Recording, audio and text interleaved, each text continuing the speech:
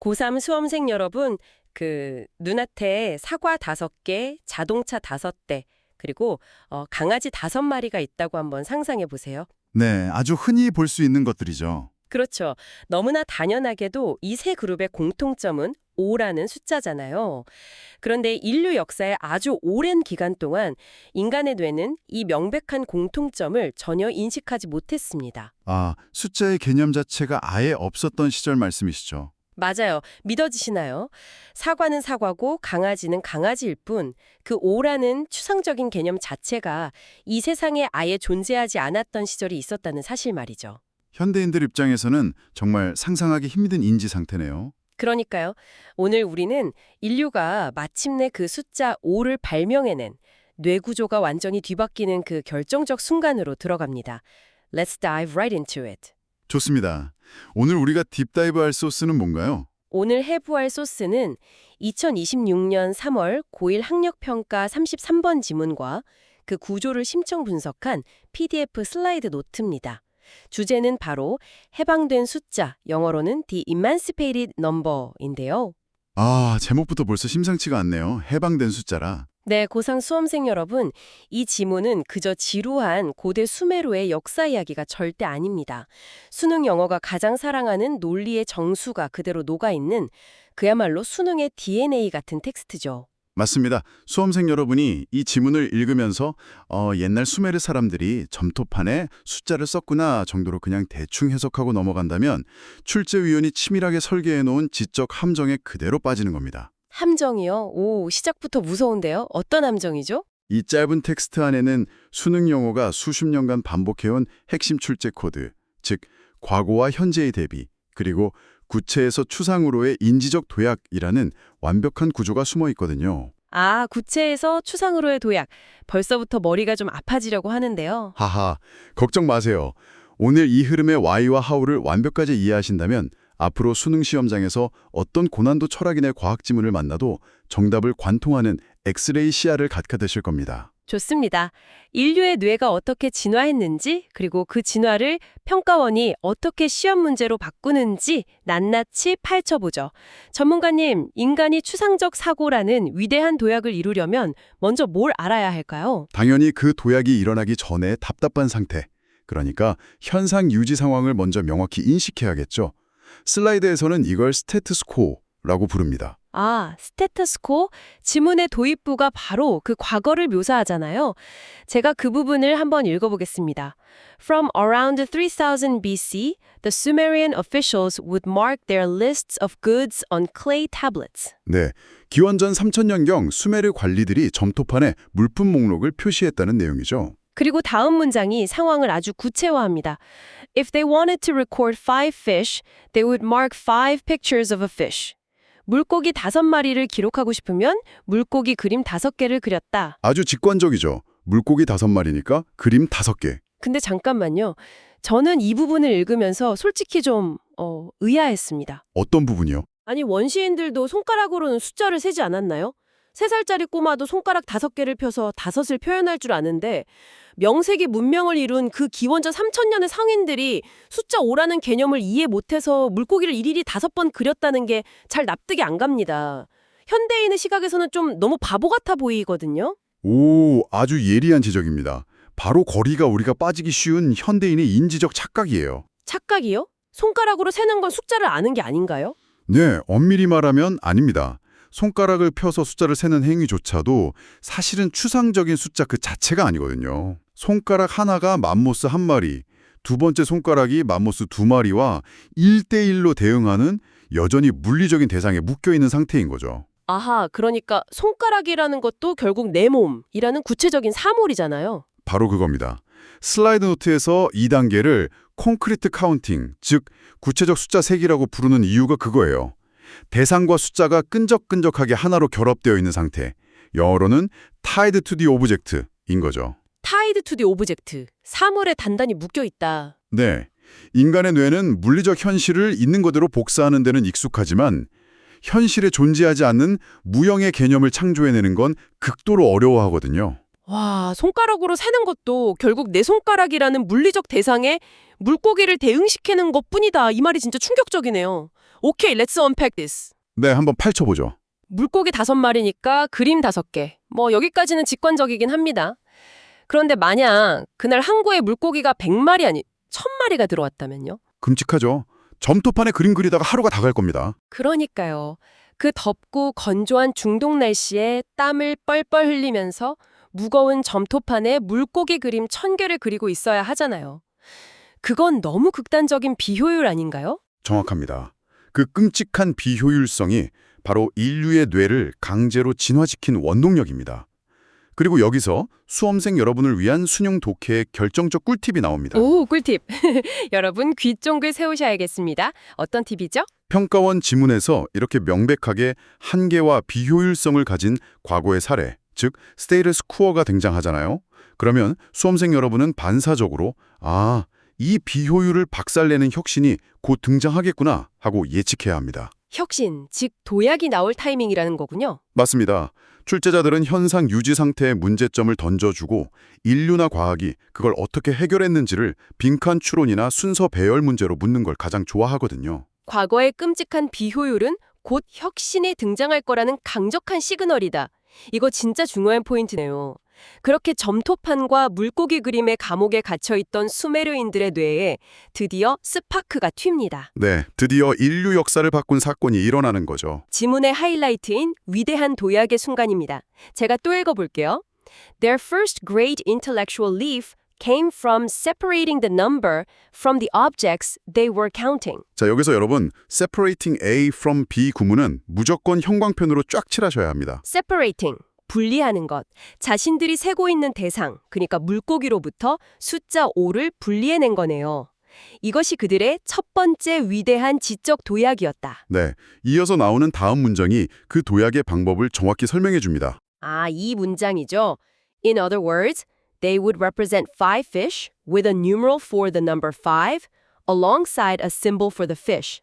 해석해 주시죠. 즉, 숫자 5를 뜻하는 기호와 물고기를 뜻하는 상징을 나란히 alongside하게 배치했다는 겁니다. 저는 이 대목을 보면서 이런 비유가 확 떠오르더라고요. 어떤 비유죠? 예전에는 새로운 앱을 쓰고 싶을 때마다 아예 그 앱만 실행되는 새로운 핸드폰을 통째로 사야만 했던 거예요. 물고기 앱 전용 핸드폰, 소 앱 전용 핸드폰 이런 식으로요. 아하, 하드웨어와 소프트웨어가 하나로 묶여 있었군요. 맞아요. 그러다가 누군가 잠깐 핸드폰이라는 하드웨어는 하나만 두고 그 안에 들어가는 소프트웨어만 계속 바꿔 끼우면 되잖아 라고 깨달은 거죠. 숫자라는 고정된 범용 하드웨어를 마침내 발명한 거네요. 와, 완벽한 비유입니다. 그 하드웨어와 소프트웨어의 분리가 바로 PDF 슬라이드 노트에서 설명하는 신텍스 매핑, 즉 구문 연결의 핵심입니다. 신텍스 매핑이요? 뭔가 되게 전문 용어 같은데요. 쉽게 말해서 구조를 짠다는 건데 이게 왜 위대한 지적 도약인지 그 논리적 메커니즘을 좀 더 들여다볼 필요가 있어요. 슬라이드의 코어 로직표를 보면 keep and trade라는 원리가 나옵니다. Keep and trade, 유지하고 교환하기. 네, 이제 수메르인들은 숫자 5라는 기호, 즉 하드웨어는 그대로 keep, 구정해둡니다. 그리고 그 옆에 있는 대상의 상징, 즉 소프트웨어는 물고기에서 소로 혹은 기름단지로 자유롭게 트레이드, 교체할 수 있게 된 것이죠. 세상에, 물고기 그림 1000개를 그리면서 밤새던 사람들이 숫자 1000, 기호 하나 딱 쓰고 그 옆에 물고기 기호 하나만 뜩 그리면 바로 칼퇴근할 수 있게 된 거군요. 하하, 맞습니다. 엄청난 혁명이죠. 그런데 이게 왜 수능에서 중요하냐? 네, 수험생들에겐 그게 제일 중요하죠. 만약 이 도약의 과정이 빈칸 추론 문제로 나온다면 정답을 찾는 결정적 힌트가 바로 이 유연성에 있기 때문입니다. 수험생 여러분은 구체적인 대상인 물고기나 소라는 단어에 집착하면 절대 안 됩니다. 껍데기에 속지 말라는 거군요. 그렇죠. 그래포커스는 변하지 않고 독립적으로 존재하는 추상적 속성, 즉 숫자 기호의 탄생에 맞춰져 있으니까요. 이 엄청난 인지적 부활을 극복하는 역사적 사건을 이해해야 글 전체의 논리가 보입니다. 물고기든 소든 상관없이 5라는 개념은 우주 어디에나 변하지 않고 존재한다. 진짜 추상적 사고의 화려한 시작이네요. 자, 그런데 수험생 여러분, 우리가 고대 수메르의 혁신에 대단하다 하고 끝낼 순 없죠. 내 실전 무기를 장착할 시간입니다. 맞습니다. 지금부터가 여러분의 모의고사 점수를 확 끌어올릴 실전 꿀팁 타임입니다. 슬라이드 노트에 있는 더 수능 시노님 체인 파트를 보면 정말 소름이 쫙 돋습니다. 시노님 체인, 즉 동의어 사슬이죠. 네, 지문 속에서 단어들이 화려하게 옷을 갈아입는데 그 이면에 뼈대를 엑스레이로 찍어보면 결국 다 똑같은 말을 하고 있어요. 제가 늘 강조하는 What's fascinating here is 바로 그 지점이 평가원 출제위원들이 수험생을 어떻게 함정에 빠뜨리고 동시에 어떤 식으로 튼튼한 동화줄을 내려주는지 보여주는 완벽한 예술 작품이라는 겁니다. 아, 함정이자 동시에 동화줄이다. 네, 수능 용어의 본질은 결국 패러프레이징, 즉 같은 의미를 다른 단어로 변형해서 표현하는 것을 찾아내는 숨바꼭질 게임이거든요. 언어가 하나의 거대한 개념적 변화를 설명하기 위해 어떻게 진화하는지 보여주는 거죠. 숨바꼭질. 자, 그럼 한번 찾아볼까요? 지문 초반에서 숫자를 사물로부터 떼내는 행위를 어떤 단어로 표현했었죠? 방금 우리가 엄청나게 강조했던 동사 separating이었습니다. 분리하는 것. 빙고. 그런데 지문 중반부로 넘어가면 필자는 똑같은 현상을 살짝 다른 각도의 단어로 바꿉니다.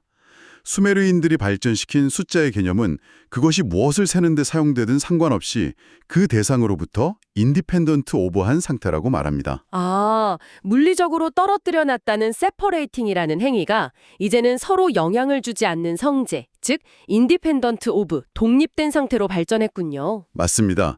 그리고 대망의 피날레로 가면 이 지문의 제목이자 가장 묵직한 키워드가 황하고 등장합니다. 출제위원들이 정말 사랑하는 단어 중 하나죠. 뭔지 알 것 같습니다. 대상으로부터 분리되어 완벽한 독립성을 얻은 숫자. 필자는 그것을 마침내 이맨시페이티드 숫자라고 부릅니다. 와, separating에서 independent of로 그리고 마침내 emancipated로 단순한 분리가 역사적인 해방으로 완전히 격상됐네요. 아름다운 빌드업이죠. 그런데 전문가님, 저는 여기서 이 emancipated라는 단어 선택, 이게 정말 흥미롭습니다. 이 단어는 보통 노예 해방 선언 같은 그런 역사적인 맥락에서 쓰이지 않나요? 숫자 따위에 쓰기엔 좀 너무 거창한 거 아닌가요? 오, 아주 훌륭한 문해력입니다. 왜 필자가 굳이 노예 해방에 쓰는 이맨시페이티드를 썼을까요? 글쎄요, 그만큼 극적이었다는 걸까요? 네, 도약하기 전의 과거, 즉 스테이터스 코어 상태에서 숫자는 물리적 대상인 물고기에 완전히 종속된 노예 상태였기 때문입니다. 물고기가 없으면 숫자라는 건 존재할 수조차 없었죠. 아, 주인이 없으면 존재할 수 없는 노예처럼요? 맞아요. 하지만 기호가 발명되면서 숫자는 드디어 물리적 세계의 무거운 족쇄를 끊고 추상적 세계로 해방된 겁니다. 이 뉘앙스를 이해하면 이맨시페이티드라는 단어가 뇌에 팍 꽂힙니다. 와, 진짜 단어가 살아서 움직이는 것 같네요. 수험생 여러분, 시험장에서 이맨시페이티드라는 단어의 뜻이 순간 기억 안 날 수 있습니다. 당황하지 마세요. 맞아요. 시험장 가면 하얘지잖아요. 그럴 땐 글의 논리적 흐름, 즉 앞서 나온 separating과 independent라는 시노님 체인만 꽉 잡고 따라오시면 됩니다. 저 낯선 단어 역시 문맥상 대상으로부터 자유로워진 상태를 뜻한다는 걸 완벽하게 유추할 수 있거든요. 모르는 단어가 나와도 절대 멘붕에 빠질 필요가 없다. 체인의 앞뒤 연결고리만 찾으면 그게 곧 정답을 떠먹여주는 힌트다. 이거 진짜 강력한 실전 팁이네요. 수능 영어 1등급의 비밀이죠. 자, 이제 우리는 수메르인들의 지적 도약도 완벽히 이해했고 수능의 시노님 체인 스킬도 장착했습니다. 그렇다면 이제 이 글의 결론부로 넘어가 볼까요? 네, So What의 시간입니다. 맞습니다. 필자는 숫자가 해방되었다는 역사적 사실을 넘어서 이것이 현대의 우리에게 어떤 의미를 가지는지, 즉 So What을 묻습니다. 제가 마지막 문장을 한번 읽어보겠습니다. 네. It is easy to take the emancipated number for granted as it is so deeply sucked into modern thought, but to the earliest civilizations it was intellectually new and extremely powerful. 현대 사상에 너무 깊이 박혀 있어서 이 해방된 숫자를 당연하게 여기기 쉽지만 초기 문명 사람들에게 그것은 지적으로 새롭고 극도로 강력했다라는 뜻이죠. 솔직히 말해서 우리가 마트나 편의점 가서 우유 5팩 주세요 할 때 5라는 숫자를 쓰면서 나는 지금 물리적 대상에서 해방된 극도로 강력한 추상적 사고를 하고 있어 라고 감격하는 사람은 아무도 없잖아요. 하하, 그러면 좀 이상한 사람이죠? 그러니까요. 그냥 너무 씀시듯 take for granted, 당연하게 생각하죠. 바로 그 당연하게 여긴다는 현상이 이면에 숨겨진 인지심리학을 이해해야 합니다. 인간의 뇌는 엄청난 에너지를 소모하는 기관이에요. 아, 연비가 안 좋은 기관이군요. 네. 그래서 어떤 복잡한 추상적 개념, 예를 들어 숫자가 발명되고 그것이 사회에 표준화되면 우리의 뇌는 더 이상 거기에 에너지를 낭비하지 않도록 처리 과정을 아예 자동화해버립니다. 무의식적으로 튀어나오게 만드는 거네요? 그렇죠. 일종의 인지적 부하를 획기적으로 줄이는 진화적 생존 전략인 셈이죠. 우리가 숫자 5를 당연하게 여기는 건 우리가 생각하기 귀찮아하는 게을러서가 아닙니다. 그럼 뭐 때문이죠? 뇌가 그 기초적인 연산을 빠르게 자동화하고 그렇게 아낀 남은 에너지로 우주선을 쏘아 올리고 양자력학을 열거하기 위해서입니다. 와, 에너지를 세이브해서 더 높은 차원의 사고를 하는 거군요. 네. 하지만 물고기 1000마리를 점토판에 꾹꾹 끓이던 고대 수메르 관리의 뇌 안에서는 이 5라는 기호의 발명이 마치 구석기인에게 최신형 스마트폰이나 반도체 칩을 처음 쥐어준 것 같은 엄청난 지적 충격이었을 겁니다. 그야말로 extremely powerful한 마법이었던 거죠. 아, 뇌의 에너지를 아끼기 위해 인간이 의도적으로 기적을 당연하게 만들어버린 거군요. 맞습니다. 저는 그 시각적 대비를 슬라이드의 마지막 이미지가 기가 막히게 잘 포착하고 있다고 봅니다. 저울의 한쪽에는 복잡한 반도체 칩이 촘촘히 박혀있는 현대인의 뇌가 있고 반대쪽에는 고대인들에게 지적으로 새롭고 강력한 최첨단 무기였던 빛나는 점토판이 떡하니 놓여있죠. 아주 상징적인 이미지죠. 저는 이 이미지가 단순한 그림이 아니라 오늘 우리가 분석한 지문 전체를 하나로 관통하는 로지컬 플로우 맵, 즉 논리 흐름도 그 자체라고 봅니다. 정확히 보셨습니다. 이 지문은 수능 영어가 가장 사랑하는 그야말로 완벽한 3단 구조를 보여줍니다. 3단 구조요? 네, Phase 1, 스테이터스 코. 숫자와 사물이 단단히 묶여있던 끔찍하게 비효율적인 과거죠. 그리고 페이지 2. Phase 2, The Leap. 숫자와 대상을 분리해낸 신텍스 매핑이라는 위대한 혁신의 순간입니다. 마지막은 페이지 3겠네요. Phase 3, The Result. 그 해방된 숫자가 가져온 지적으로 강력한 결과, 그리고 뇌의 인지적 자동화를 통한 에너지 절약까지. 와, 기승전결이 완벽하네요. 수험생 여러분은 어떤 지문을 읽던 간에 글을 읽어내려가면서 머릿속에 이 3단계의 논리 지도를 실시간으로 착착 그려내야 합니다. 이 흐름도만 그릴 수 있다면 글의 순서를 맞추는 문제나 제일 까다로운 문장 삽입 문제에서 절대 길을 잃지 않습니다. 주소가 딱딱 나오니까요. 맞아요. 각 문장이 어느 페이지에 속하는지 명확한 뼈대가 생기니까요. 페이지 1의 문제, 페이지 2의 해결책, 페이지 3의 결과. 지문의 뼈대가 진짜 투명하게 보이네요. 고3 수험생 여러분, 오늘 우리의 딥다이브 어떠셨나요? 다들 머릿속에 스파크가 좀 튀었을 겁니다. 네, 우리는 오늘 수메르인들의 땀내나는 점토판에서 시작해 수능 영어가 끊임없이 요구하는 과거와 혁신의 대비 구조를 완벽하게 마스터했습니다. 신호님 체인도 잊으면 안 되죠. 맞습니다. 특히 separating에서 independent로 그리고 emancipated로 이어지는 언어의 진화 과정, 그 신호님 체인을 추적하는 방법은 앞으로 여러분이 마주할 수많은 모의고사에서 가장 예리하고 강력한 무기가 될 것입니다. 영어를 그저 한국어로 키디처럼 번역하는 것은 AI 번역기의 일입니다. 수험생 여러분의 진짜 임무는 지문을 치밀하게 설계한 출제자의 뇌 속으로 들어가서 그들이 어떤 논리적 함정을 파고 어떤 단어로 힌트를 변장시켰는지 꿰뚫어 보는 것입니다. 출제자의 머리 꼭대기에 서야겠네요. 오늘 배운 분리와 독립, 그리고 해방의 논리적 연결고리를 잊지 않는다면 그 빽빽한 까만 글씨들 사이에서 빛나는 정답의 단서가 입체적으로 확 튀어오르는 것을 반드시 경험하실 수 있을 겁니다. 네, 겉모습만 화려하게 바꾼 동의어의 사슬에 절대 속지 마시길 바랍니다. 속으면 억울하잖아요. 자, 이제 지친 뇌를 깨워줄 도발적인 질문을 하나 툭 던지면서 오늘의 딥다이브를 슬슬 마무리하려고 합니다. 오, 기대되는데요. 오늘 우리는 수메르인들이 만들어낸 숫자의 발명이 인류의 뇌를 얼마나 혁명적으로 바꿔놓았는지, 하지만 동시에 현대의 우리가 그것의 위대함을 얼마나 taken for granted, 당연하게 여기는지 깊이 깨달았습니다. 우리의 뇌가 인지적 부하를 줄이기 위해 그 엄청난 기적을 평범한 일상으로 덮어버린 거죠. 그렇다면 여러분, 잠시 펜을 내려놓고 여러분의 주변, 그 익숙한 일상을 한번 둘러보세요. 지금 우리가 너무나도 숨쉬듯 당연하게 아무런 지적 감흥 없이 그저 툭툭 서용하고 있지만 사실은 인류의 위대한 지적 도약 덕분에 탄생한 또 다른 개념이나 도구는 과연 무엇일까요? 눈에 안 보이지만 시간을 정확히 재는 시계의 눈금일 수도 있겠네요. 오, 시간의 추상화. 혹은 여러분이 지금 읽고 있는 알파벳이나 이 아름다운 한글 그 자체일 수도 있습니다. 어쩌면 지금 여러분이 턱을 괴고 있는 책상 위에 아주 평범한 물건 하나가 수천 년 전 누군가에게는 세계관을 완전히 박살내고 새롭게 재조립한 엄청난 마법이자 기적이었을지 모릅니다. 생각해보면 우리 주변이 다 마법 투성이네요. 그러니까요.